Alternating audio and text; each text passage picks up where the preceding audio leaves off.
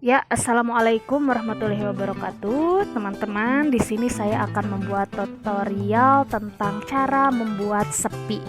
Mungkin bagi sebagian teman-teman ada yang tahu kalau sepi itu adalah sebuah lalapan yang bahan dasarnya dari jengkol. Ya, jadi di sini saya akan membuat tutorial tentang bagaimana cara membuat sepi yang renyah, enak, manis, dan pokoknya nikmat lah ya. Bahan-bahan atau peralatan yang harus kalian siapkan adalah pisau, jengkol tentunya. Nah, untuk jengkol ini kalian harus cari kualitas yang terbaik. Jika kalian ingin sepinya nikmat, enak, kalian juga harus mencari kualitas jengkol yang baik. Jangan sampai ada yang busuk atau muda ya, karena harus benar-benar cari yang sudah tua. Dan yang terakhir, tanah. Langkah pertama kenapa saya siapkan pisau yaitu untuk membelah jengkol ini. Nah, jadi kalian ketika melakukan pembelahan atau pembersihan seperti ini juga bisa sambil ngecek bahwa jengkolnya itu ada yang baik, ada yang tidak. Yang tidaknya kita buang saja. Nah, pertama-tama itu kalian harus menghilangkan nih, jadi harus menghilangkan bibit akar. Nanti kan akarnya tumbuh dari sini, jadi kalian harus buang. Nah, harus seperti ini ya tampilannya. Oke, terus saja kalian lakukan sampai habis.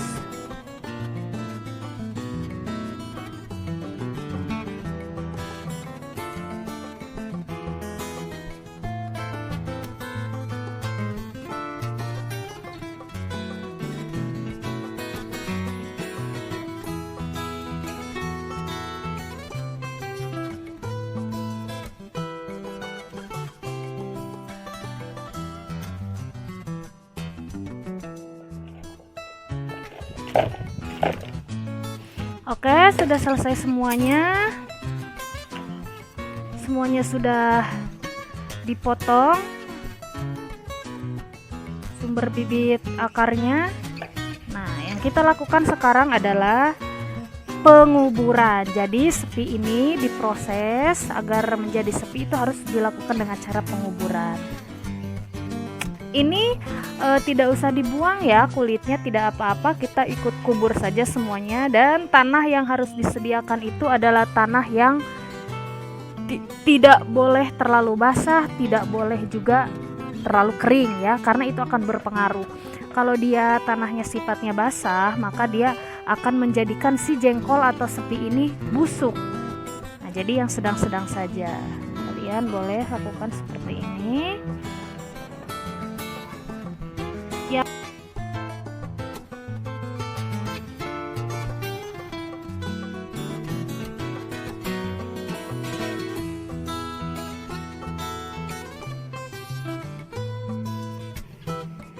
Nah, jika semuanya sudah kita simpan di pot, jangan lupa untuk menguburnya. Nah, seperti ini.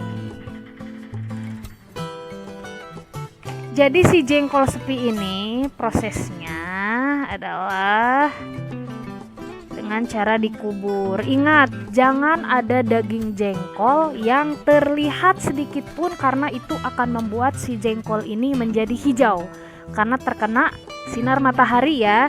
Jadi sebisa mungkin harus ditutup rapat seperti ini.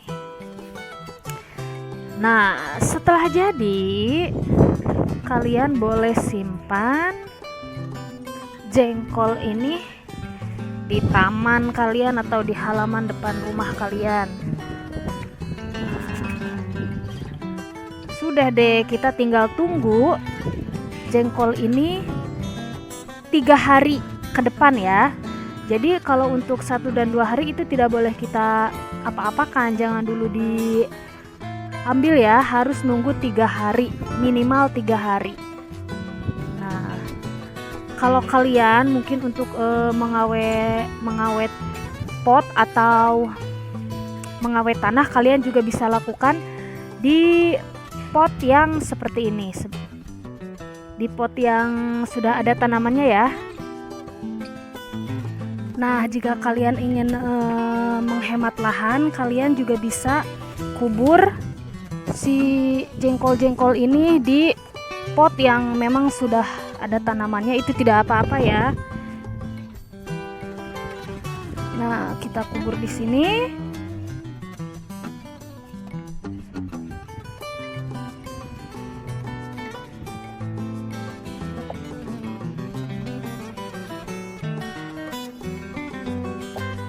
Bisa rapi-rapi, yang penting ingat, kalian boleh tanam di media tanah apapun ya, yang penting tanahnya itu teksturnya tidak terlalu kering dan tidak terlalu basah.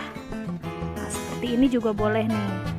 Lalu jangan lupa kalian harus menguburnya, jangan sampai ada daging dari jengkol ini yang terlihat. Tidak boleh ya, wajib terkubur semuanya. Kalau tidak terkubur semuanya, nanti si daging jengkolnya akan berwarna hijau. Itu kurang nikmat nanti ya. Nah, sudah selesai.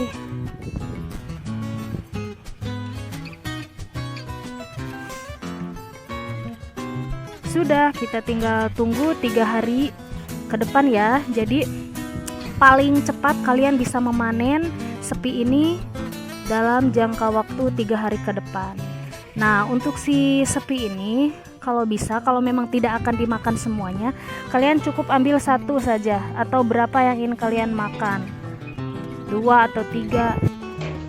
Nah teman-teman, ini sudah 7 hari penguburan. Kita akan coba gali ya. Maaf, harusnya kan 3 hari kemarin, cuman karena saya ada keperluan, jadi saya bisa ambilnya setelah 7 hari. Nah, ini dia sepinya. Jadi kalian ambil seperlunya saja ya. Kalau memang mau makannya 2 aja, yang lain jangan diambil semua. Jadi lebih baik sisanya masih di dalam kuburnya saja. Jadi kalau dikeluarin semuanya terus nggak kita makan, misalkan mau kalian simpan di kulkas atau di mana, itu akan membuat si sepi ini jadi layu. Jadi lebih baik kalian ambil seperlunya saja, sisanya tetap ada di dalam tanah. Nah, bagi yang suka jengkol, kalian boleh coba jengkol fermentasi ini, atau bisa dinamakan dengan sepi ya. Jadi sepi ini kelebihannya yaitu rasanya menjadi lebih manis, teksturnya juga lebih kriuk, dan untuk besarnya memang tidak jauh beda dengan sebelum kita kubur, tapi ketebalannya dia bertambah seperti ini ya. Ini sudah dipastikan rasanya manis dan sangat kriuk. Ini juga selain bisa dimakan mentah, ini juga bisa digoreng. Kalian iris tipis-tipis lalu dioseng saja pakai bumbu bawang merah, bawang putih, pakai cabai, segitu juga udah enak banget.